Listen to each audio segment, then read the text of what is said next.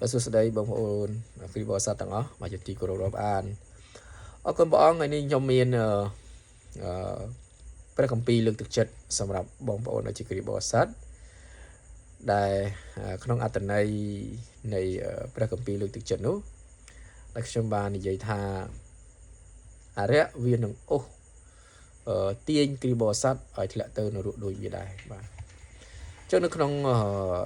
ត្រង់ព្រះបន្ទូលចំណុចនេះគឺចង់និយាយថាបើសិនជាយើងគ្រប់គ្នាដែលជាគ្រីស្ទៀនប៉ុន្តែយើងមានអត្តចរិតក្នុងការដែលយើងលុបលន់បាទយើងចង់បានណាពាក្យថាលុបលន់ពាក្យថាចង់បានមានន័យថាគឺអត់ចេះ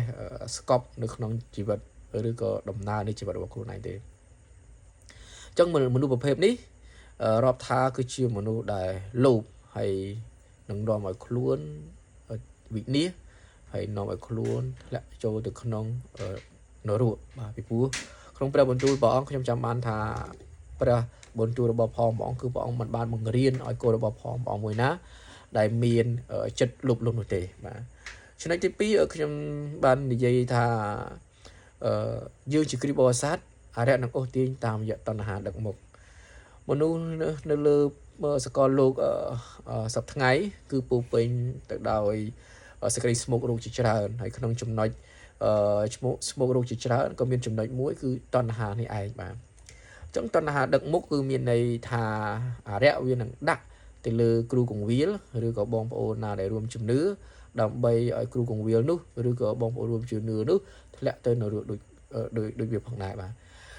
យើងត្រូវចងចាំថានៅពេលដែលយើងជាមនុស្សដែលមានភាពឲ្យតណ្ហាដឹកមុខគឺមានន័យថាអរិយវាឲ្យតណ្ហាដឹកមុខហើយយើងលែងស្គាល់អ្វីដែលជាភាពត្រឹមត្រូវហើយអញ្ចឹងតណ្ហាដឹកមុខនេះនៅក្នុងព្រះបន្ទូលព្រះអង្គក៏មានព្រះបន្ទូលឲ្យថាមិនឲ្យកូនព្រះអង្គមួយណាដែលមានចិត្តកំផិតឬក៏សហាយស្មន់ទេបាទអញ្ចឹងពាក្យថាកំផិតសហាយស្មន់គឺចង់និយាយអំពីសាច់ឈាមនៅពេលដែលយើងមានប្រពន្ធហើយយើងទៅសែបសង្វាក់ជាមួយនឹងអ្នកដតីឬក៏យើងមានភាពត្រេកត្រអាលឃើញគេឆ្លៀកពាក់មិនគួរគប្បីហើយយើងមានចិត្តគំនិតដែលមិនល្អព្រះអង្គរាប់ថាជាកំផិតចំណុចនេះគឺជាអំពើបាបមួយទៀតដែលខ្ញុំនិយាយថាគ្រីស្ទបរិស័ទដែលមានចិត្តចង់ធ្វើធំនោះអរិយក៏នឹងទាញឲ្យធ្លាក់ទៅនរកផងដែរបាទខ្ញុំសូមនិយាយចំណុចនេះគឺជាចំណុចសំខាន់ហើយរំសើបបាទពីព្រោះថានៅពេលបច្ចុប្បន្ននេះមានគ្រីស្ទបរិស័ទមួយចំនួនបាទដែលគាត់ចង់បានមុខចង់បានមាត់ហើយគាត់មានគំនិតមួយចង់ធ្វើធំពីព្រោះពេលខ្លះគំនិតទាំងអស់នេះហើយគឺជាគំនិតរបស់អរិយសាតាំងខ្ញុំចង់ចាំអំពីគេកាលដែលខ្ញុំបានអាននៅក្នុងព្រះគម្ពីរនិយាយអំពី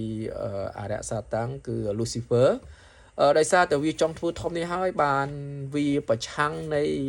ព្រះបន្ទូលរបស់ព្រះអង្គហើយវាបានដឹកនាំពួកបរិវាររបស់វាបះបោរនៅឯនគរឋានសួគ៌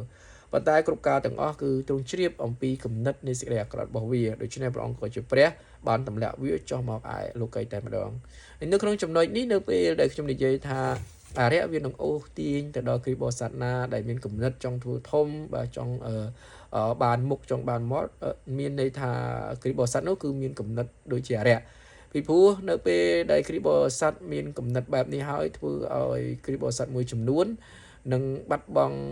សតិសម្បជញ្ញៈលែងដឹងភាពសុចរិតលែងដឹងភាពត្រឹមត្រូវលែងដឹងខ្នាតលែងដឹងបត់លែងដឹងបាតអញ្ចឹងធ្វើឲ្យគ្រីស្ទបរិស័ទនោះធ្វើយ៉ាងណាគិតថាខ្លួនឯងជាអ្នកដែលត្រូវធ្វើយ៉ាងណាគិតថាខ្លួនឯងជាអ្នកដែលធ្វើលើគេទើបអស់ចិត្តចំណុចទាំងអស់នេះហើយ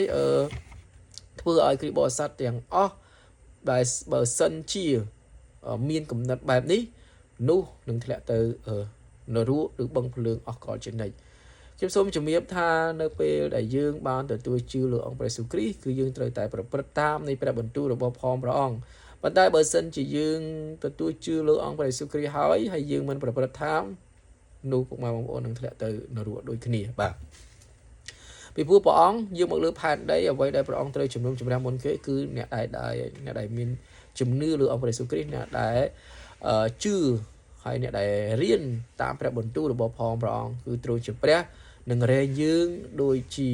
អង្កាមហើយនឹងស្រូវយ៉ាងដូចនេះផងដែរអញ្ចឹងហើយបាននៅក្នុងព្រះបន្ទូលព្រះអង្គលើកទឹកចិត្តឲ្យយើងជាគ្រីស្ទបរិស័ទទាំងអស់គ្នាឈរយ៉ាងមាំមួនក្នុងសេចក្តីជំនឿហើយជៀសចេញពីសេចក្តីអាក្រក់ហើយដើរតាមព្រះបន្ទូលរបស់ផងព្រះអង្គនៅលើផែនដីនេះ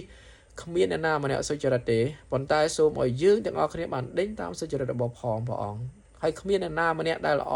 គ្រប់10ទេបាទប៉ុន្តែអ្នកដែលល្អគ្រប់10គឺជាអង្គព្រះយេស៊ូវគ្រីស្ទបាទនេះគឺជាព្រះបន្ទូលលើកទឹកចិត្តឲ្យសង្ឃឹមថាពុកម៉ែបងប្អូនទាំងអស់គ្នានឹងស្វែងយល់ហើយនឹងតែងតែបើកមើលព្រះគម្ពីរជារៀងរាល់ថ្ងៃហើយប្រព្រឹត្តតាមព្រះបន្ទូលរបស់ផងព្រះអង្គបាទនៅក្នុងព្រះគម្ពីរលូកាចំពោះ14ហើយខ35ដែលព្រះអង្គមានព្រះបន្ទូលថាបើអ្នកមានត្រចៀកសូមឲ្យស្ដាប់ចុះចំណុចនៃនេះគឺព្រះអង្គចង់បញ្ជាក់ថា